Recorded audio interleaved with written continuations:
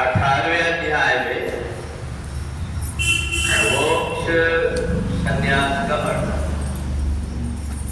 चेतसा सर्वकर्माणि मयि संन्यस्य मत्परा बुद्धियोगमुपाश्रित्य मच्चित्ता सत्तम भवति। भगवान कहते हैं जब तक व्यक्ति के मन में कर्तापन का भाव बना रहता है तब तक के उसका उद्धार और मोक्ष नहीं हो पाता। जो व्यक्ति कर्ता अमित मन से मैं कर्म करने वाला हूं, ये जब तक के समझता है तब तक के वो कर्म के बंधन में बंधते रहता है। अच्छा कर्म हो या बुरा कर्म हो, ये दोनों कर्म उसको बांधते हैं।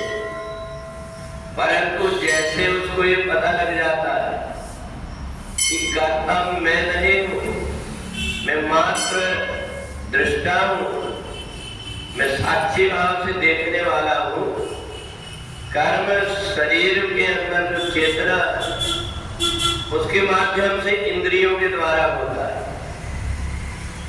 और इसलिए जो दार्शनिक व्यक्ति है वो दार्शनिक व्यक्ति ये जानता है कि प्रकृति के जैसे नियम देखते हैं हम कि तुरंत व्यक्ति ने कर्म किया उसका फल तुरंत उसको मिल जाता है। यही होता है कि हम प्रकृति के अनुरूप हम भी जिस प्रकार के कर्म करते हैं इसी जन्म में हमको देखने को मिल जाता है। और इसलिए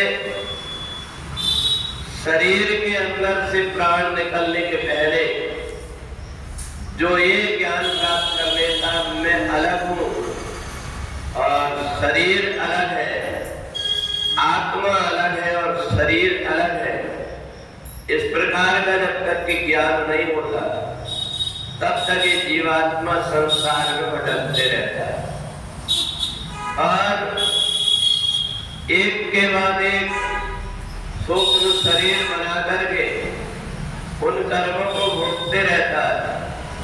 और इसलिए उसके द्वारा जो जन्म और मरण है, उसके द्वारा जो स्वर्ग और नरक है, ये जो उसकी कल्पना में बनाया गया है तो वो उसको वैसा भोगता है जैसे व्यक्ति स्वप्न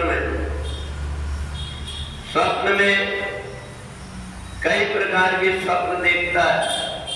जिस समय पर स्वप्न देखता है उसको लगता है कि वास्तविकता है और जागने के बाद में तब जाकर के उसको लगता है कि नहीं ये वास्तविकता नहीं है, ये तो केवल स्वप्न है। अर्थात मैंने जो कल्पना किया ना वो कल्पना कभी न कभी किसी जन्म में मेरी बुद्धि के अंदर, मेरे मन के अंदर ये भाव छिपे रहे पर आज समय पाकर के वो निकले। तो इसलिए कई बार ऐसे भी स्वप्न होते जिनका व्यक्ति से कहीं तक कोई संबंध नहीं होता, उल्टा सीधा कुछ भी देखते रहता है।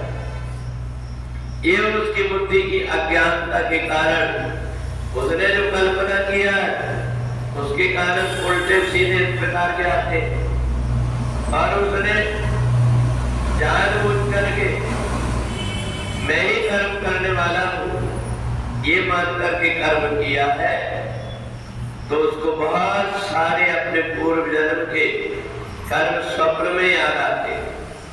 तो इसलिए 18वें अध्याय में भगवान ने कहा अगर मुक्ति का कोई उपाय है तो जब तक हम कर्म मैं कर रहा हूं इस अभिमान से परे नहीं होते तब तक के कर्म हमारा पीछा करते और वही व्यक्ति पुनः जन्म पुनः मरणम बार बार जन्म लेता है और मरता है। इसलिए जो परमात्मा के चरणों से लग गया, जिसने हर चीज परमस्तु बन करके दृष्टा साक्षी भाव से कर्म करता है, वो सभी प्रकार के कर्म के बंधन से छूट करके मुक्त हो जाता है। जब व्यक्ति मुक्त नहीं हो पाता तो हमें बाद में उसका शरीर छूटने के बाद में मुक्ति के लिए कोई दूसरे संस्कार करना पड़ता है, पर इन संस्कारों में कोई गारंटी नहीं है कि इस समय जीवात्मा कहाँ है। हम उसके निमित्त जो कुछ भी कर्म कर रहे हैं उसको एक फल मिलेगा कि नहीं मिलेगा, इसका कोई ठिकाना नहीं है। इन्हें समझदार व्यक्ति अपने दिनचर्या को, जीवन को ऐसा बना देता है कि संसार में रह करके कर्म के बंधन से छूट जाता है। बोले वृंदावन बिहारी लाल।